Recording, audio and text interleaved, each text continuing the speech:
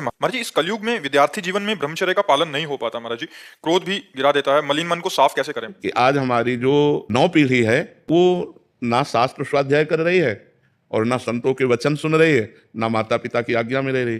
तो अनुशासनहीनता सदैव पतन का मार्ग पुष्ट करती है। अगर हम अनुशासित जीवन व्यतीत करें तो उन्नति का मार्ग हमें मिल सकता है। माता पिता का अनुशासन, शास्त्र का अनुशासन, संत गुरुदेव का अनुशासन, तो हम आगे बढ़ सकते हैं। तो पहले क्या था कि नवीन बच्चों को परिवार से अलग करके गुरुकुल में रखा जाता था, जिससे वहाँ उनको ब्रह्मचर्य की त्रिकाल संध्या, भगवत आराधना, वैदिक सिद्धांत, मनुष्य जीवन की उन्नति के क्या क्या लक्षण होने चाहिए, अवनति किन किन कारणों से होती है, वो सब ज्ञान होता था। अब अध्यात्म की तो शिक्षा हो ही नहीं रही है, आधुनिक शिक्षा ही हो रही है।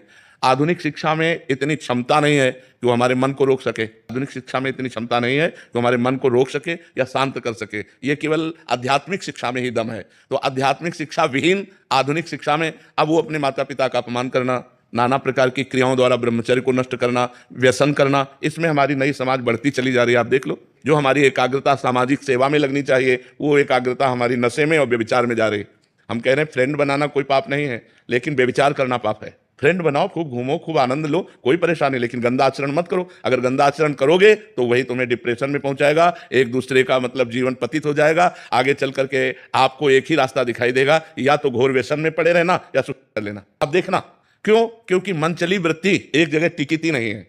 चला भी है समाज में बॉयफ्रेंड ब्रेकअप, इसमें चरित्र आपका दूषित हो रहा है, आपके विचार दूषित हो रहे हैं, आपकी मानसिकता दूषित हो रही है। अब आप अपने जीवन को ऐसे गर्त में गिराने जा रहे हैं जो पूरे जीवन आपको दुख देगा, क्योंकि आप एक सदगृहस्थ नहीं बन पाएंगे। यदि आपने ऐसे गंदी आदतें की और आपका ब्याह हो गया तो आप अपनी पत्नी से संतुष्ट नहीं रहेंगे, आप एक पत्नी व्रत धारण नहीं कर पाएंगे, आप एक पति व्रत धारण नहीं कर पाएंगे। तो आपका न्यू जो जीवन का उत्थान करने की थी, आपने उसी को नष्ट कर दिया। इसलिए हमारी बच्चों से प्रार्थना है कि गंदी बात से बचो। दोस्ती में हम कहते हैं कि दोस्ती हजारों से कर लो, हजारों से दोस्त। हम तो कहते हैं शत्रु किसी को बनाओ ही मत, ही पूरे विश्व को मित्र बनाओ। मित्र बनाने में कोई बात नहीं, लेकिन गलत आचरण मत करो, गंदा व्यवहार मत करो। जब तक ब्याह ना हो जाए तब तक ब्रह्मचर्य का पालन करो, माता पिता की आज्ञा में रहो, ऐसे बिल्कुल गंदे आचरण नहीं। तो ये हमारे समाज का स्वरूप बिगड़ता जा रहा है। इसे आप ही लोग मिलकर संभाल सकते हो, माता पिता।